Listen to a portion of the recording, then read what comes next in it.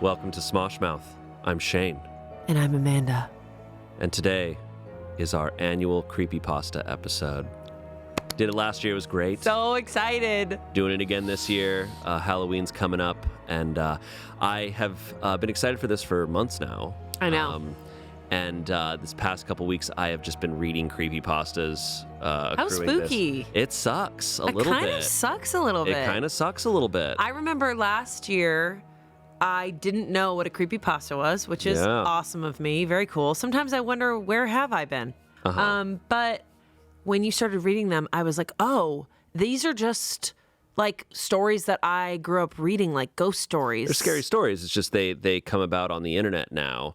What I think makes creepypastas often scary is that a lot of times it's hard to trace back who wrote them. So sometimes there's no credit to them because they were created like by a lot of people on a message board or something. And so let me get this right. Creepypastas aren't true.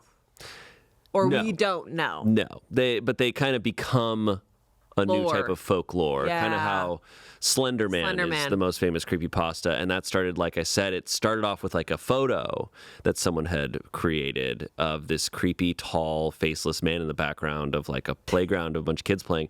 And then just stories come about, and it kind of just builds, and it builds on the internet to a point where now people go, oh, I've seen Slender Man in real life. People are saying that. Oh, my God. But there's so many places on the internet where people post stories and create monsters. And people literally do things in real life created on those creepypastas and those monsters, which is like the really dark side of it. But stories are so powerful. People can relate to them because there's a little bit of truth in them. Absolutely. What I like about creepypastas, too, is they tap into certain types of genres and things that I feel like classic horror stories never do. I have a couple today that I think fall into that. What do you mean by that? You know, I think I'll explain as we read the stories, because I have a couple that I think are very specific to creepypastas, types of stories that happen a lot in creepypastas that I feel like you don't see too often outside of it. Oh, I see. But I have a lot, and I found a few that aren't too long so that we can read a few stories. Love that. Some of them are famous creepypastas. Some of them are a little more niche, not as known. A lot of them are old stories from like over 10 years ago. Some of them are a little more recent. But I read them all, and all of these did scare me. So. Oh, okay. I'm really excited because you and I really like watching horror movies. So I feel like you and I get scared about a lot of the same things. But my favorite stuff is I think my favorite type of horror is like eerie or like mysterious, a little bit of mystery, a little bit of unknown, a little bit of what is going on.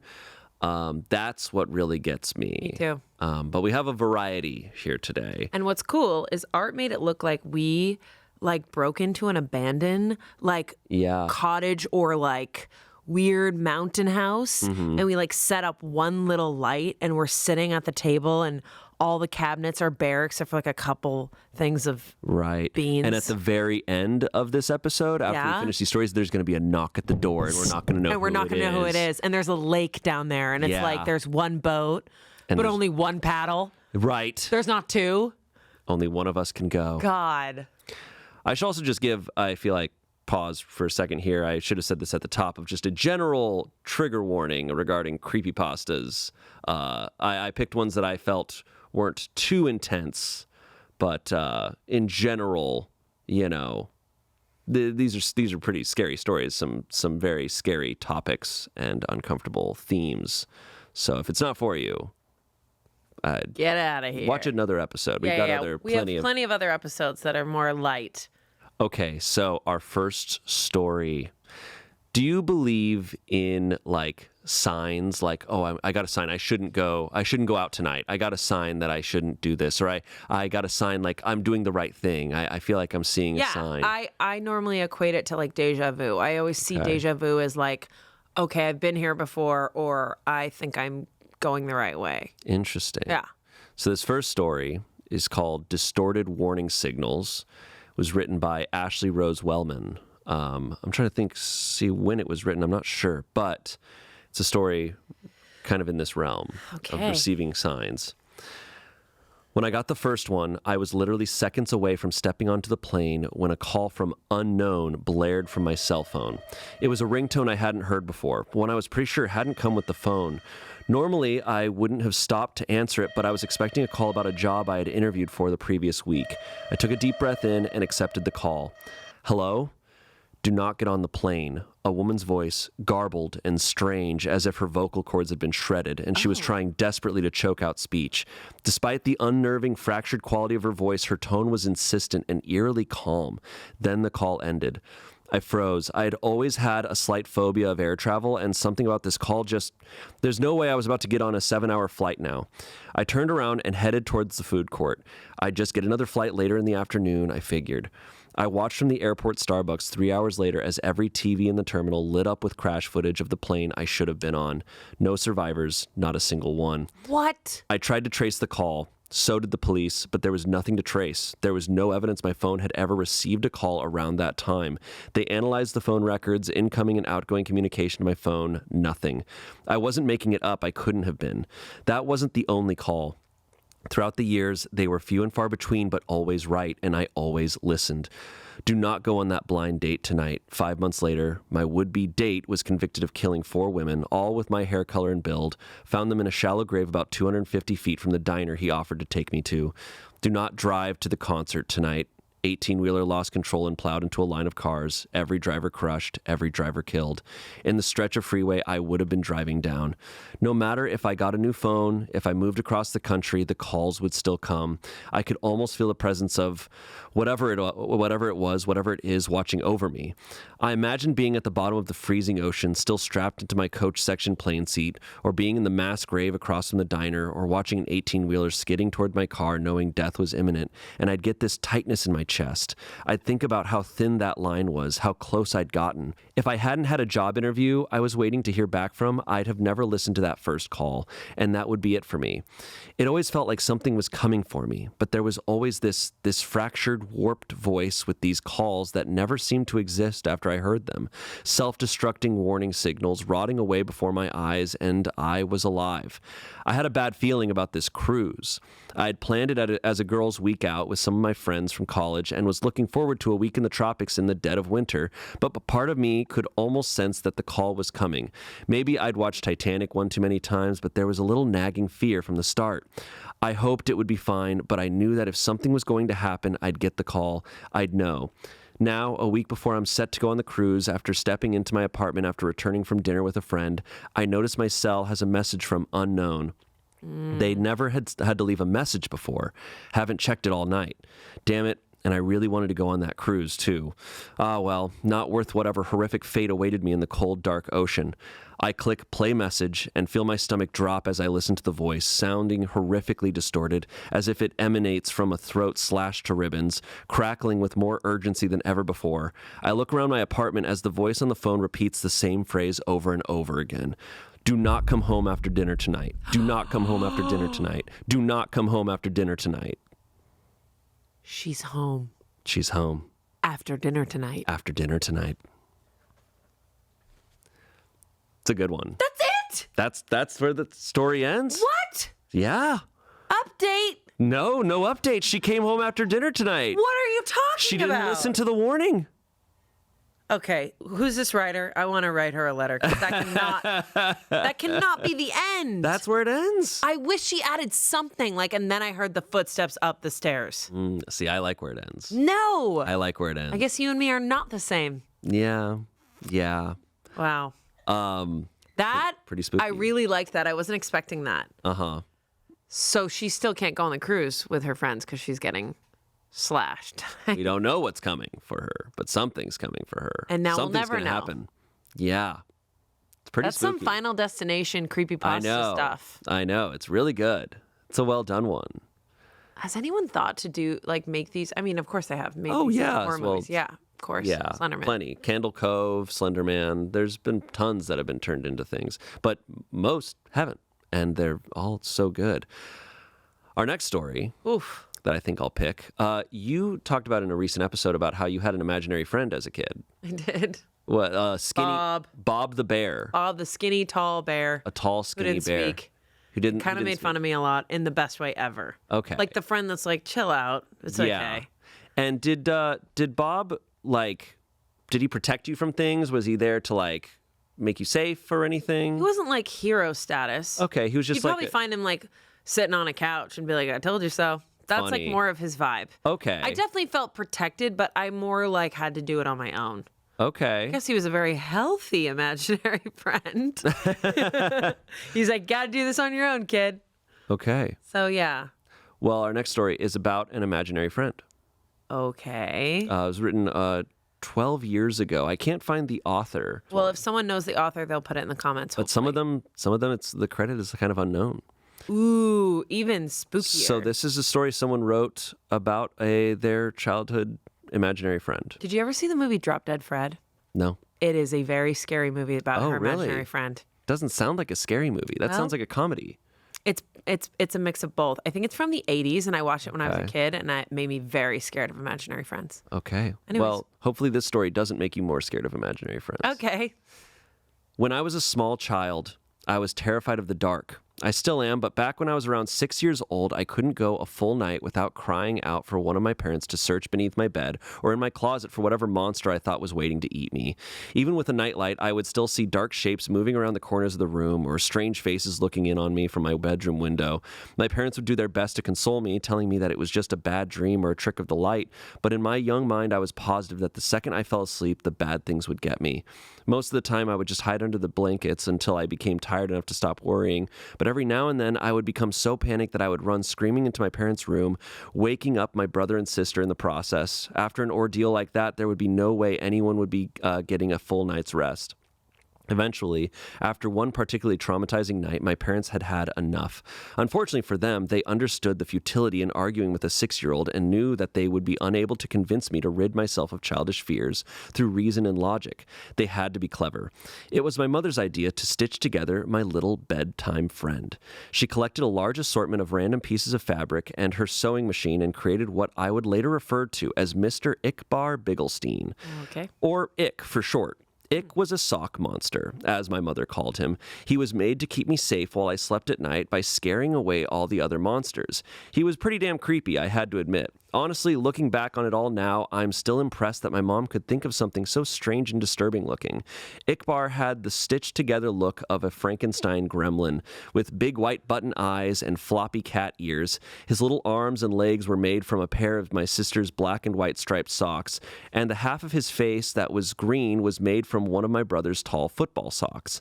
His head could have been described as bulbous, and for his mouth, my mom attached a piece of white fabric and sewed in a zigzag pattern to shape a wide grin of sharp teeth. I loved him at once. From then on, Ick never left my side. So long as it was after dusk, of course, Ick didn't like the sun and would get upset if I tried to bring him to school with me. But that was okay. I only needed him at night to keep away the boogeymen, which was what he was good at. So every night at bedtime, Ick would tell me where the monsters were hiding, and I would place him near the section of my room closest to the spookiness. If there was something in the closet, Ick would block the door. If there was a dark creature scratching at my window, Ick would be pressed up against the glass. If there was a big hairy beast under my bed, then under the bed he went. Sometimes the monsters weren't even in my room. Sometimes they would hide in my dreams, and Ickbarr would have to come with me into my nightmares. It was fun bringing Ick into my dream world, as he and I would spend hours fighting off ghouls and demons. The best part was, in my dreams, Ick could talk to me for real.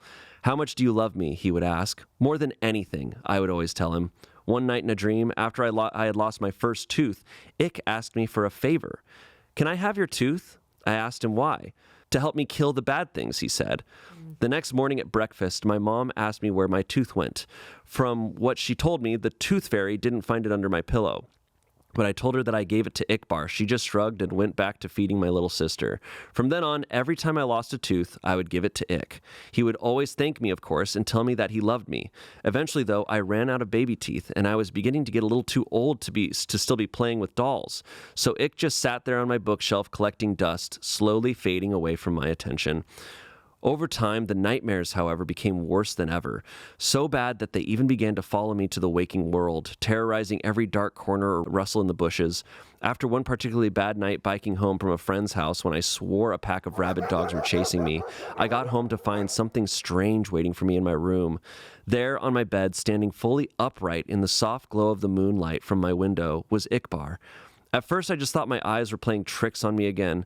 They had been all evening, so I tried to flick on the lights. Another flick of the light switch, then another and another with no change to the darkness. It was then that I started to get nervous. I backed away slowly toward the door behind me, my eyes never leaving the shape of Ick's silhouette, my hand awkwardly outstretched behind reaching for the doorknob. I was just about to get my ass out of there when I heard the door slam itself shut, locking me into the blackness.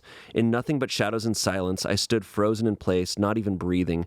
For how long, I can't say, but after what felt like a lifetime of cold fear, I heard the shrill, familiar voice. You stopped feeding me, so why should I protect you? Protect me from what? Let me show you. I blinked once and everything changed. I wasn't in my bedroom anymore. I was somewhere else. It wasn't hell, but the comparison wasn't far off. It was some sort of forest, a horrible, nightmarish place where partial monstrosities hung from the canopy and the ground swarmed with carnivorous insects. A thick fog wafted through the air and with it the stench of rotting meat, while chartreuse lightning flashed across the night sky. In the distance, I could hear the agonizing screams of something not quite human. My head throbbed like it was about to explode, the pain forcing out a river of tears. In my mind, I heard his voice again. This is what your reality would become without me. I felt earth-shaking footsteps approaching fast. I'm the only one who can stop it. It was behind me now, huge and angry, hot breath across my back. Bring me what I need, and I will. I woke up before I could turn around. The following day, I raided my parents' closet for my brother's baby teeth, giving them all to Ickbarr. Almost immediately, the night terrors ceased, and I was more or less able to go on about my life as normal. From time to time, I would have to sneak into my little sister's room and snatch what was meant for the tooth fairy, or strangle out one of the neighborhood cats and pry out its sharp little incisors. Anything to ward off the visions, anything from a shark tooth necklace to a cavity ridden by cuspid. I also began to notice that Ick would move about my room whenever I left for any length of time, rearranging my stuff and hanging additional curtains. He was even beginning to look more lifelike somehow. In the right light, his teeth would glisten, and he was warm to the touch. As much as he creeped me out, I just couldn't work up the courage to just destroy him, knowing perfectly well where that would leave me. So I went on collecting teeth for Ick throughout all of my high school and college. The older I got, the more things I would learn to fear, the more teeth Ick would need to keep me safe. I'm 22 years old now, with a decent job, my own apartment, and a set of dentures. It's been almost a month since Ick's last meal, and the horrors are starting to crowd around me once more. I took a detour through a parking garage after work tonight, found a man fumbling with his car keys. His teeth were stained yellow from a lifetime of cigarettes and coffee. Even still, I had to use a hammer to get out the molars. When I got back to my apartment, he was waiting for me, on the ceiling, in the corner. 2 white eyes and mouth of razors.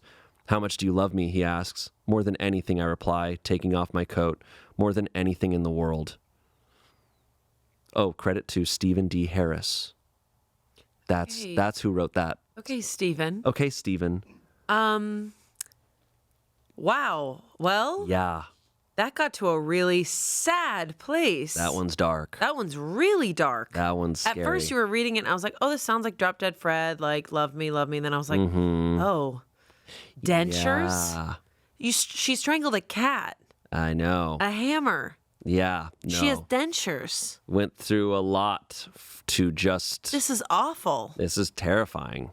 So Bob the Bear was not like that. No. Bob the Bear is, he's not needy.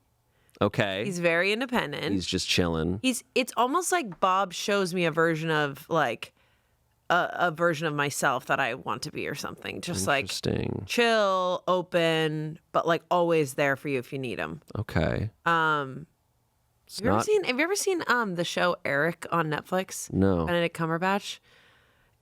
He's like a puppeteer and his son goes missing and the puppet that the son was like thinking about comes to him, and it's kind of like that guy. He's just like, whatever. This is really spooky. That's really scary. I mean, there feels like there's so many different horror movies that I've seen that like this is giving me a lot of familiar feelings, like The Conjuring or like anything in the woods that's like... There's always also something so creepy about like children's imaginations when kids are... Because kids... kids are open. They're super, super open. There's no logic coming in. I mean, yes, some of them have logic, but they're not like thinking, okay, that's dumb. Saying crazy shit. They're just open to it. Yeah. Oh my God. I like the way he writes. He wrote really well. It was really Chartreuse creepy. lightning? I mean, I know. There you go. I was like, I picture that perfectly. Charcuterie lightning? Sounds delicious. Cheese and sausage? Yeah. Flying down? The girl's like, oh, actually, that's not too bad. I like this forest. Yeah. The idea of a sock puppet with teeth, I don't like that. I mean, I'm not surprised that the mom made something freaking dark. She's probably seen some dark ass shit. I will say, I feel like there's got to be a better way to get teeth than what he's doing. Yeah, come on, dude. Yeah, you know. Why couldn't we just start with like eat it like food? Become a dentist. Yeah, like chill. Go to dental school. Like stop making. She has dentures. That's what's disturbed me the most. Dentures. That she ripped out her own teeth. Like I know that small little detail is really well done. I don't like that. I really don't like body horror, but like teeth ripping out. It's a lot. This is really creepy. It's super creepy. It's almost like Elf on the Shelf. Yeah. Oh, I'm going to relate it to Elf on the Shelf. Elf on the Shelf is terrifying. It's the worst thing in the world. Hate it. Why do people do it? Yeah. This episode of Smosh Mouth is brought to you by Mint Mobile. Look, I love a great deal, but I'm not going to go through a lot to get a great deal. You know, it needs to be an easy deal. It needs to be simple to get. And right now, Mint Mobile is offering a great deal. $15 a month when you buy any of their 3-month plans. I mean, can it get better than that? No, it's so easy. We even use it on our own production phone. It was super easy to switch over lines. Like, we love Mint Mobile. Yeah. The app is great. You can kind of just switch plans at any moment. It's awesome. Also, you get to keep your own phone and phone number when you switch to Mint Mobile. See, I love that. Yeah. Because they make it so hard elsewhere. Oh, my God. No, Mint Mobile's the best. To get this new customer offer and your new 3-month premium wireless plan for just $15 a month, go to mintmobile.com/smoshmouth. That's mintmobile.com/smoshmouth. Cut your wireless bill to $15 a month at mintmobile.com/smoshmouth. $45 upfront payment required, equivalent to $15 a month. New customers on first 3-month plan only. Speed slower above 40 gigabytes on unlimited plan. Additional taxes, fees, and restrictions apply. See Mint Mobile for details. Back to the show. Let's go. Well, our next story is really creepy. This is really spooky. Yeah. This next story is a famous creepypasta. Famous? It's a famous creepypasta. Ickbarr Bigelsteine was also a pretty famous creepypasta. But this one's very well known. His nickname, Ick? I think, yeah. I mean, what are you doing? So, do you believe in like cursed objects? Like an object could be, you know, I do. Have a bad energy to it, or mirrors and old paintings. Interesting, old paintings. Yeah. Yeah. Like estate sale stuff is not. Mm-hmm. And then, are you familiar with like chain letters? You know how back in the day, and I feel like it's probably found new ways of doing this, where it's like, you've seen this, like this, you've read this, now pass this on to a friend or else you will get 10 years of bad luck. Did you ever get that type of thing? I got those stupid texts that were like, send this to your 10 best besties or you're going to rot in hell forever, exactly. You dirty little girl. Those are some themes, I would say, of this next one. Chainmail. So there's a legend online about an image, just an online image called Smile Dog. Sounds funny. Here we go. Okay. I first met in person with Mary E. in the summer of 2007. I had arranged with her husband of 15 years, Terrence, to see her for an interview. Mary had initially agreed since I was not a newsman, but rather an amateur writer gathering information for a few early college assignments and, if all went according to plan, some pieces of fiction. We scheduled the interview for a particular weekend when I was in Chicago on unrelated business, but at the last moment, Mary changed her mind and locked herself in the couple's bedroom, refusing to meet with me. For a half an hour, I sat with Terrence as we camped outside outside the bedroom door, listening and taking notes while he attempted fruitlessly to calm his wife. The things Mary said made little sense but fit with the pattern I was expecting. Though I could not see her, I could tell from her voice that she was crying, and more often than not, her objects to speaking with me centered around an incoherent diatribe on her dreams, her nightmares. Terrence apologized profusely when we ceased the exercise, and I did my best to take it in stride. Recall that I wasn't a reporter in search of a story, but merely a curious young man in search of information. Besides, I thought at the time I could perhaps find another similar case if I put my mind and resources to it. Mary E. was the sysop for a small Chicago-based bulletin board system in 1992 when she first encountered smile.jpg, and her life changed forever.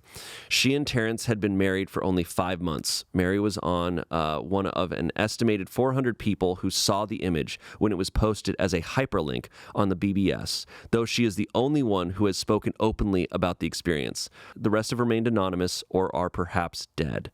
In 2005, when I was only in 10th grade, smile.jpg was first brought to my attention by my burgeoning interest in web-based phenomena.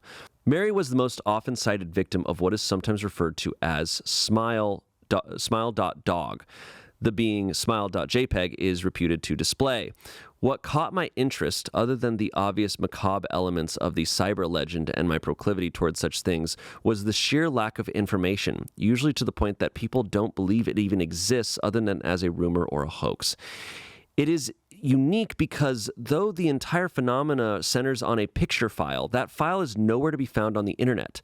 Certainly many photo-manipulated simulacra litter the web, showing up with most frequency on sites such as Imageboard 4chan, particularly the /X focused paranormal subboard. It is suspected these are fakes because they do not have the effect the true smile.jpg is believed to have, namely sudden onset temporal lobe epilepsy and acute anxiety.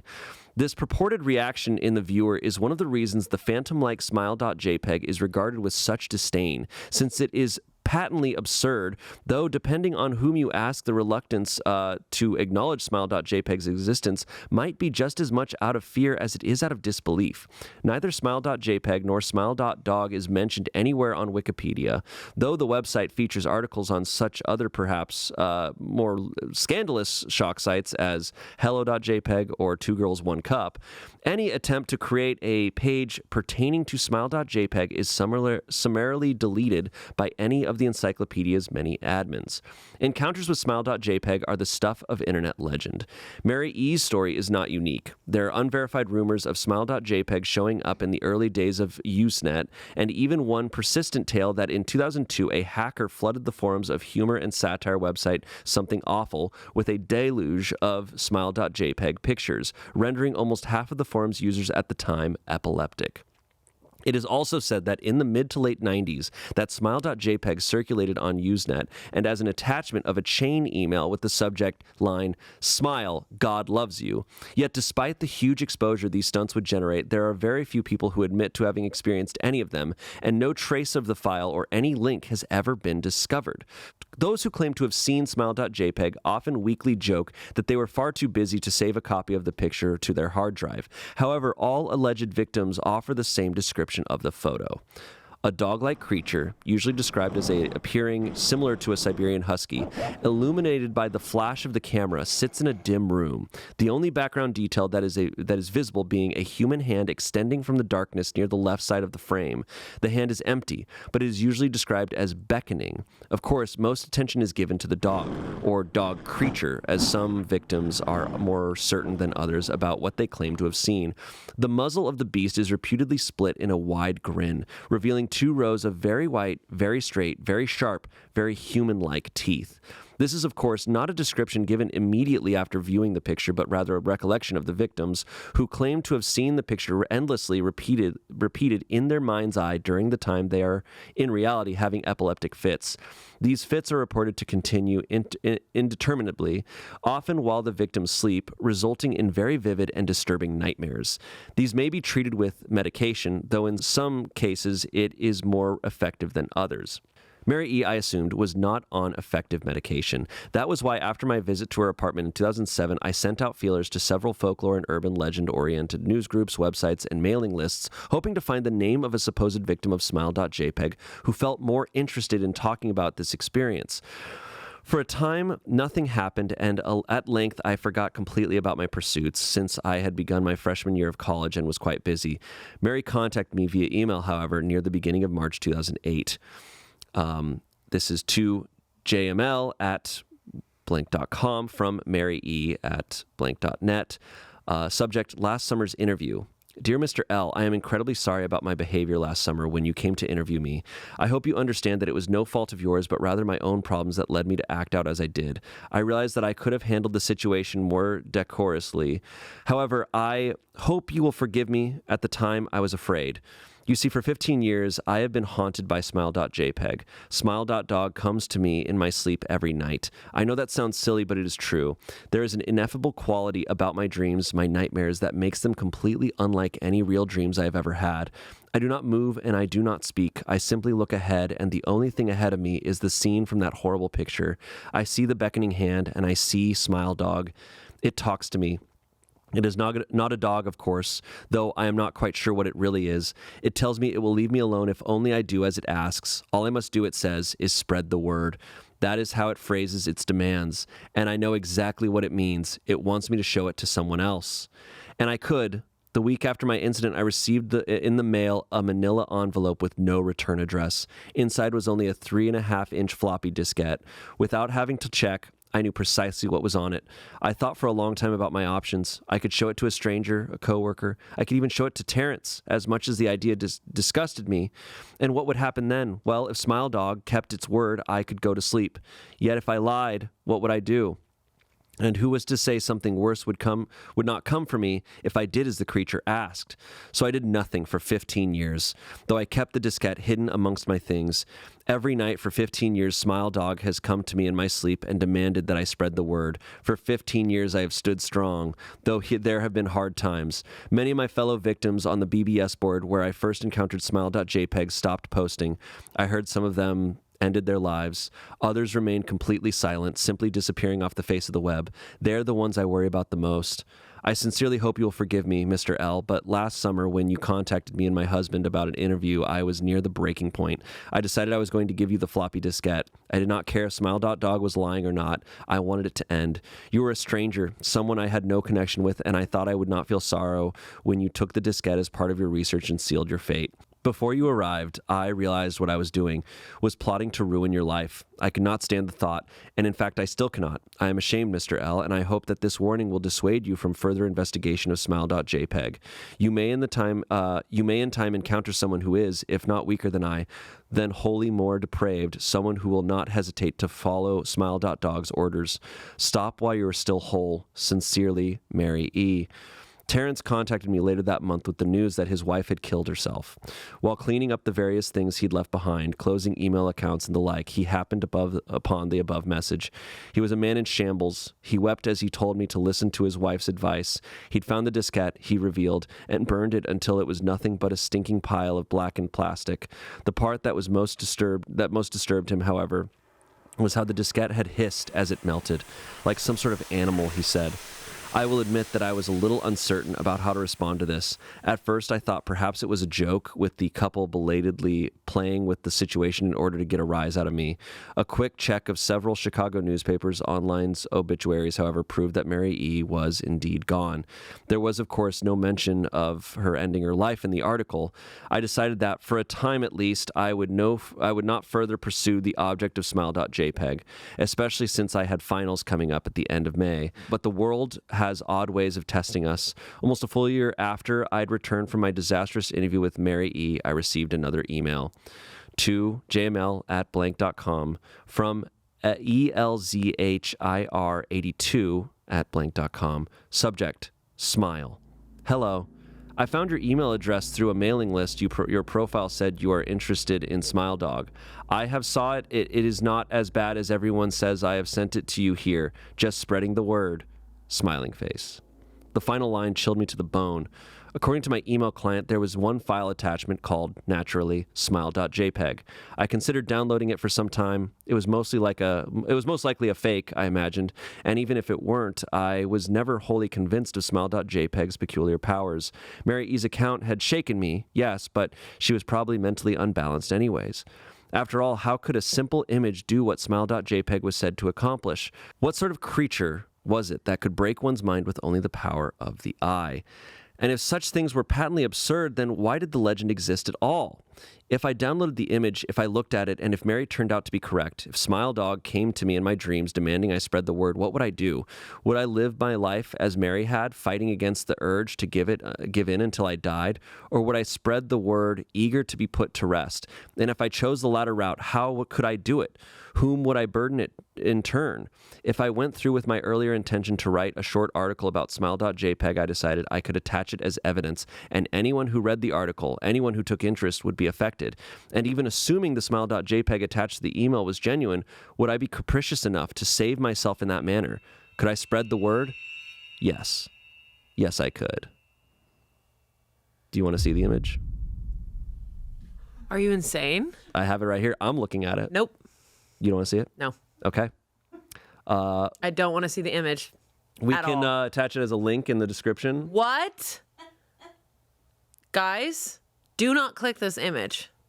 Smile.jpg will be linked in the description below because we're just spreading the word. That's insane. Who are you? Are you the owner of this? Okay, Did I write this? Can I tell you, did the horror movie Smile come from this? Have you seen the horror movie Smile? I did see Smile. Well, this... It's different. This is an older story, but this is more akin to The Ring. Because The Ring is about a VHS tape that you need to keep on passing. It's almost like in the newer times, it's like It Follows, the movie Smile. There's a lot of, it's this idea of like a cursed item and you now have to do something, and if you don't follow its orders, you will be cursed by it. That stuff scares me a lot because it's almost like, in a horror movie when someone's like walking in the woods and they reach the same place and they're lost and it's like they're stuck in a loop. That shit scares me so much. So that's why I will not be looking at that. Okay. And you shouldn't either, people. Do not click the link in the description below. I can't believe you were looking at it. Yeah. You're nuts. It's probably a recreation. This is probably not the real one. Oh, is that what you told yourself? It's really creepy, though. It's a creepy image. Don't try to convince me to look at it. I'm not going to try to convince you to look at it. So but it's not a dog. It's not a dog. A lot of the victims say it's not a dog. But it's a hand beckoning. A hand beckoning in the background, and a dog, a distorted dog with human-like teeth. Nope. No, thank you. I will not be looking at that. Okay. I am superstitious enough. I'm not like wholly believer, fully believe everything, but I'm superstitious. What? Is the image lame? No, it's not lame. It's scary. It's scary looking. You just show me like a cartoon dog. It is not. Like, bitty, bitty? No, it's scary looking. Okay. It's a scary looking image. You should stop looking at it. Okay. Selina agrees with me. Yeah. It's almost like I won't go in the mirror and say Bloody Mary. Okay. What's the one that brings the Candyman? Candyman? Yeah. Oh, it's a movie. Yeah, you have to say 3 things in the mirror. That's when the Candyman comes out. Oh yeah, I don't do that stuff. Yeah, neither do I. I'm not trying to beckon the things. Me neither. Okay. Let's do a little. This one's a palate cleanser. I think this is a little bit of a palate cleanser because it is creepy, but I think you're gonna think it's funny.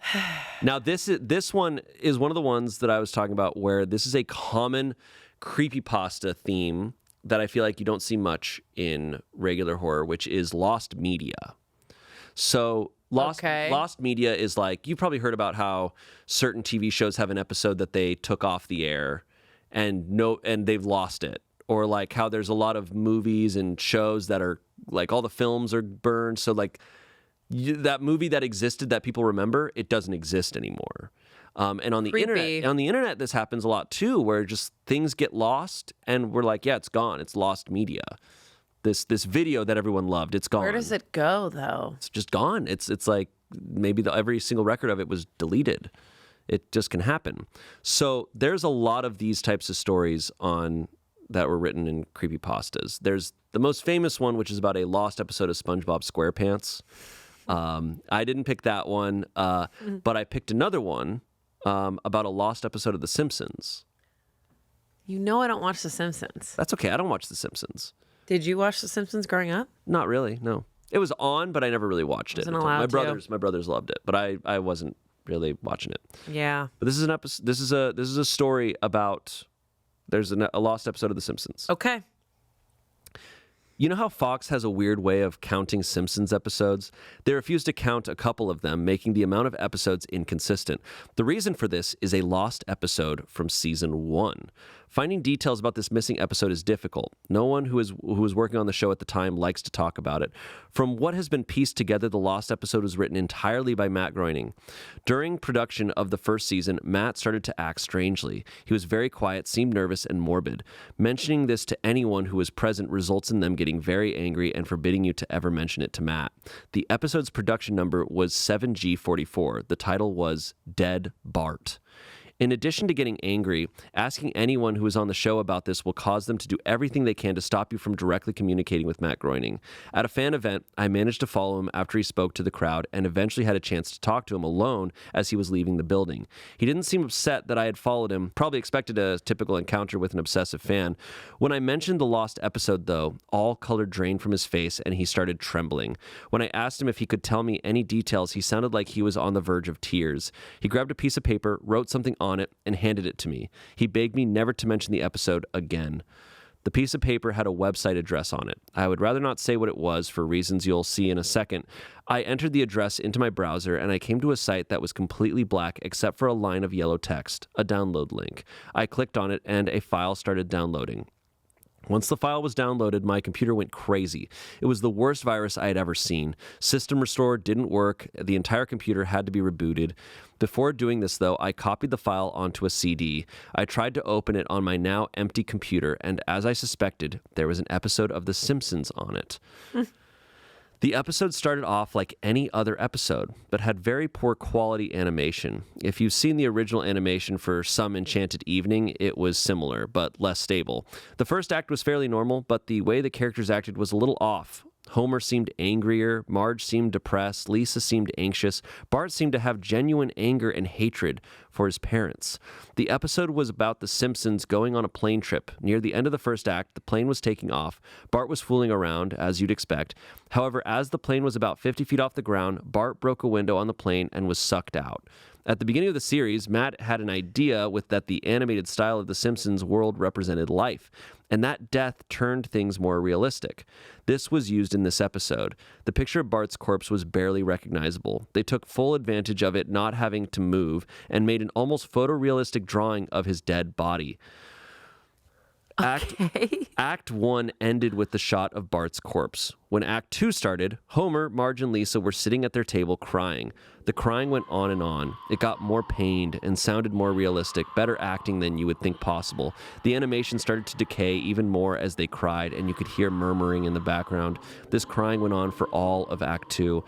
Act 3 opened with a title card saying 1 year had passed. Homer, Marge, and Lisa were skeletally thin and still sitting at the table.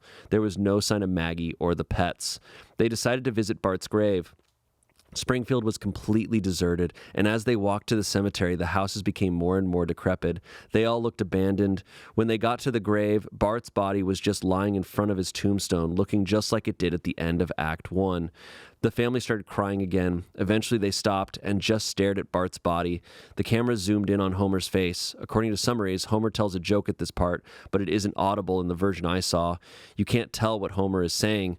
The view zoomed out as the episode came to a close. The tombstones in the background had the names of every Simpsons guest star on them, some that no one had heard of in 1989, some that haven't been on the show yet. All of them had death dates on them. For guests who died since, like Michael Jackson and George Harrison, the dates were when they would die. You can try to use the tombstones to predict the deaths of living Simpsons guest stars, but there's something odd about most of the ones who haven't died yet. All of their deaths are listed as the same date. Credit to K.I. Simpson. Hey. Creepy. So it's a lost cousin who wrote this story about... I guess so. Yeah, it's a Simpson. That's that's sad. that Bart Simpson died. Bart's dead, dude. But, like, you're an idiot. You smashed a window in an airplane. Well, yeah. Bart, and you got sucked out. Doing typical Bart things. Is it crazy that I can't stop thinking about Angela as Bart? As Dart Simpson? In Dart Simpson. So whenever you're saying it, I'm thinking about Angela with her face painted yellow. Like, yeah, hey, guys. Is that terrible? Yeah. Okay. These types of things actually kind of creep me out. Like, it does creep me out of just like, yeah, there's this episode that nobody really remembers, and it's just kind of like off. See, these stories kind of make me feel like I just went on an acid trip and I want to come back home. Okay. Like, I'm a little bit like, what? Yeah. Okay. That's a crazy one. Mm-hmm. But is the Simpson guy related? We don't know. This episode is brought to you by Rocket Money. Shayne, very important question. Do you know where your money's going? I actually do. I do nowadays. I keep tabs on it, thankfully, from Rocket Money. Oh, yeah, because you downloaded the app. Mm-hmm. It is so good. I did as well. And what's great is I've been trying to budget on my own, and it is impossible. Rocket Money is a personal finance app that empowers you to save more, spend less, and take control of your financial life. And it has done that for me. I mean, I was not keeping great tabs on what I was spending, but as soon as I got Rocket Money, I was able to see, like, oh, man, I'm spending way too much on, like, delivery. Don't even get me started. I need to pare back. It's changed my lifestyle. Yeah. And how I treat my money. Delivery is insane. How much money you spend on delivery is crazy. Yeah. And what's great about Rocket Money is it sets a goal for you. So you can be like, oh, I'm budgeting, and now here's my goal of future budgets. So it can keep you on track. Yeah.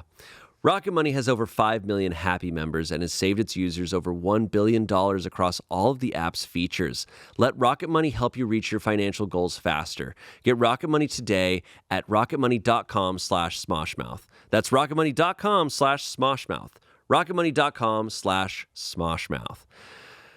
Back to the show. So I feel like we have to maybe choose between some things here. So I've got a couple I love stories. how many creepypastas you got. I've got a lot. So we have one that's kind of a little more, I would say, not sci-fi, but a little more distorted reality type of horror, and one that's more monster horror. Ooh. These are both really famous creepypastas. They're both really good. Monster. You want to go monster? I do. All right. I want to go old school classic monster. That's what I'm feeling. Right. I'm feeling classic. Then this one's good. This one was recommended to me by a few people. This is an old one. This originated back in like 2009. Ooh. And it's a famous creepypasta. It is the Rake. The Rake. That's a terrifying an awesome monster. name. But a lot of people were like, oh, this one really scared me back in the day. So this is a series of accounts of this monster known as the Rake. Okay. All right. This is a collection of different reports and accounts. So people have collected different letters and stories and posts online that all lead to this one monster. So this is a suicide note that was found in 1964. As I prepare to take my life, I feel it necessary to assuage any guilt or pain I have introduced through this act. It is not the fault of anyone other than him. For once I awoke and felt his presence, and once I awoke and saw his form. Once again I awoke and heard his voice and looked into his eyes. I cannot sleep without fear for what I might next awake to experience. I cannot ever wake. Goodbye. Found in the same wooden box were 2 empty envelopes addressed to William and Rose, and 1 loose personal letter with no envelope. Dearest Linny, I have prayed for you. He spoke your name. This is a journal entry translated from Spanish that was from 1880. I have experienced the greatest terror. I have experienced the greatest terror. I have experienced the greatest terror. I see his eyes when I close mine. They are hollow, black. They saw me and pierced me. His wet hand, I will not sleep. His voice. And then it's unintelligible text after that. We have a mariner's log from 1691. He came to me in my sleep. From the foot of my bed, I felt a sensation. He took everything. We must return to England. We shall not return here again at the request of the Rake. From a witness in 2006.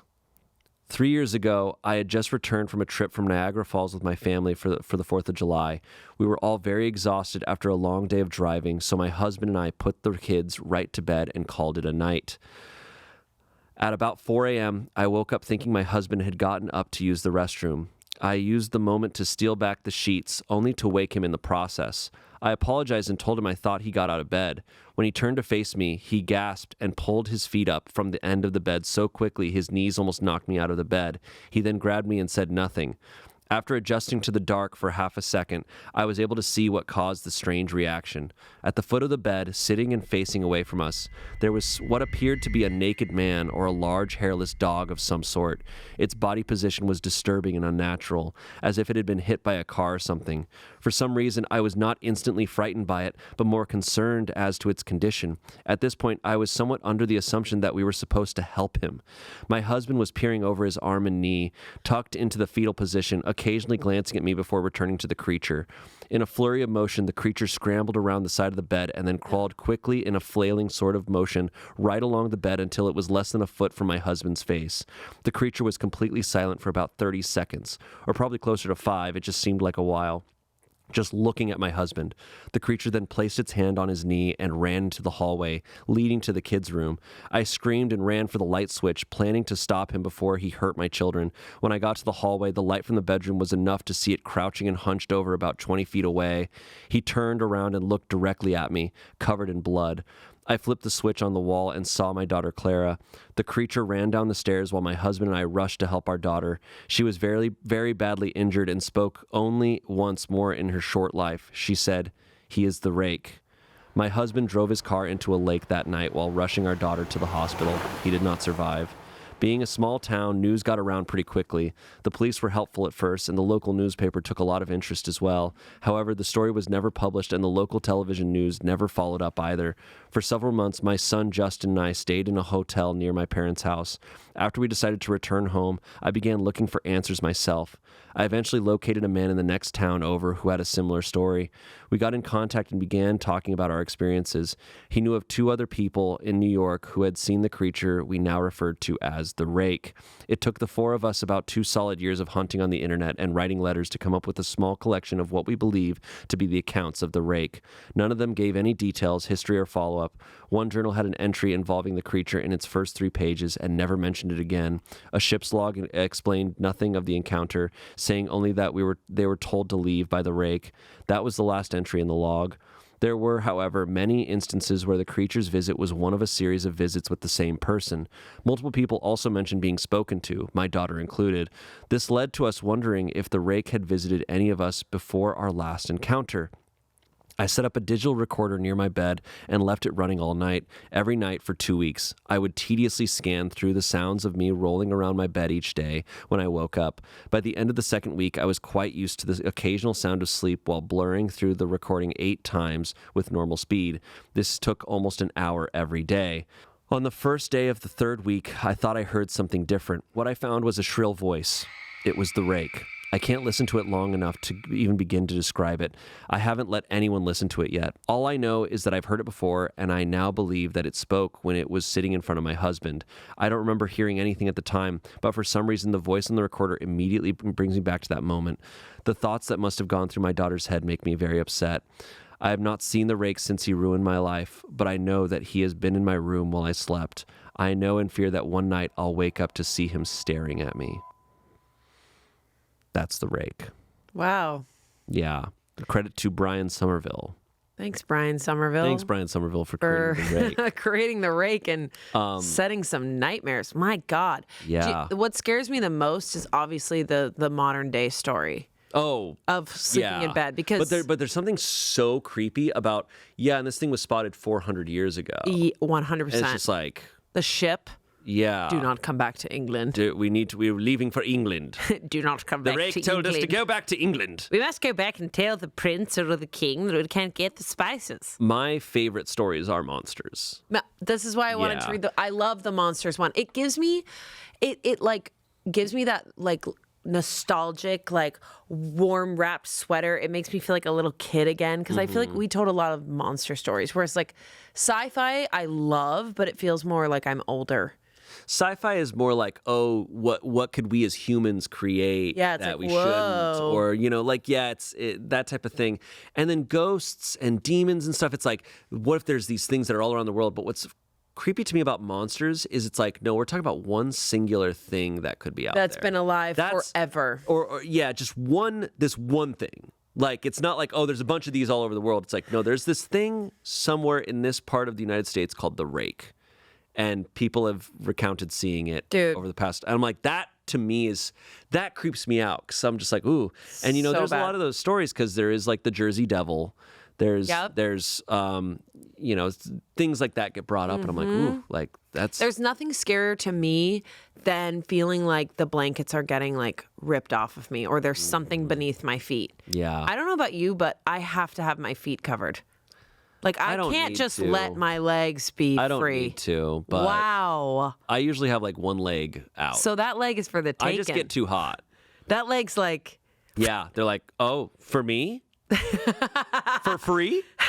The Rake's like, oh, I'll take this. I also love monsters just in a storytelling sense because there's something poetic about monsters in that I think they are, if done right, monsters are like the representation of something real. Yes. Like a monster will represent fear or guilt or anxiety, but like in a physical form. Mm-hmm. And it brings that fear of what it really is in the real world, but it personifies it. Like that movie, A Monster Calls. I love that movie so much. I think Liam Neeson is voicing over that monster. I don't know if I've seen It's so good. Okay. It is like, I think it's his grief and stuff like that. But I'm such a fan of monsters, and it's hard to do. There's not many monster movies, but it's what I like. Like when I watched Stranger Things, I was like, oh hell yeah, monsters! Loved. I'm into this. Like, give me monsters. I think monsters are tough because it's like, what do they look like? It can be really. I really think you could really mess it up. Like they either look really, really scary, or they're like. I mean, I think it's best when you don't fully see them, like see their full scale. Of course. Yeah. That was a creepy story. It was really creepy. It's a popular one. Trevor, when I was texting with like Spencer and Trevor, and Trevor was like, "Oh, the Rake scared me as a kid," and I was like, "Okay, well, I'm reading so he was reading creepypastas as a kid. Oh, a lot of people are reading these as kids. Where do you find them? They're just all over the internet. They end up everywhere. Like the reason, like the whole idea with the pasta is like that it gets copied and pasted. Right. So copy pasta, creepy pasta. And so these stories get told. What's copy pasta? That's just copy pasta is any story that or phrase that gets copied and pasted all over the place. And so creepy pastas are just the scary version of that. And there's a lot of them. And that's why there's so many that are about things that like interest people of that age group. There's a very famous Minecraft horror story called Herobrine about a dude who's playing Minecraft, just a single player game, but he kept seeing like an image of someone else playing the game like very far off in the distance. Ooh. And just stuff like that. So it's like it's scary for people who are into the game. They're going, "Oh man, what if I see it?" You know? I kind of love those stories that stick in my mind. Like the last time we read creepypastas, I'll never forget that creepy little thing that was in the Mr. Widemouth. There you go. Yeah. I'll never forget that. If you haven't watched our previous creepypasta from last year, you go should check back it out. 1 year from now. There's a whole bunch, and there is a subreddit called No Sleep, which is really popular nowadays, which is another story forum, and there's a lot of stories there that we could pull from as well. So we'll do this again. This is a lot of fun. God, I love October. Yeah, October's so fun. It is a lot of fun. Halloween, everything. I like reading scary stories. I couldn't do this all the time though. No, full-time scary? It's nice to have like a time when I do this, and then I'm like, let's move on to some happy stories, some am I the asshole stories. That's stuff what like I think about true crime podcasters. Like I couldn't do that. See that yeah, same. does a different thing to me as opposed to scary stories have me going like my imagination gets riled up. And I start thinking, I'm like, ooh, what's going on? What things?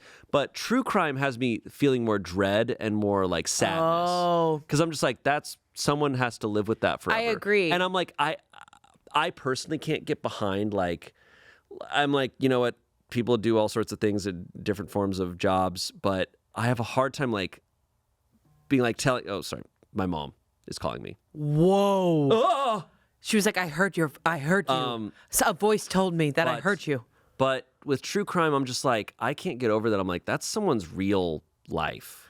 And that to me is awful. Whereas... I know, but I think like I could do it because I get really like obsessed with the small details. Well, and I guess I can handle it if it's been resolved.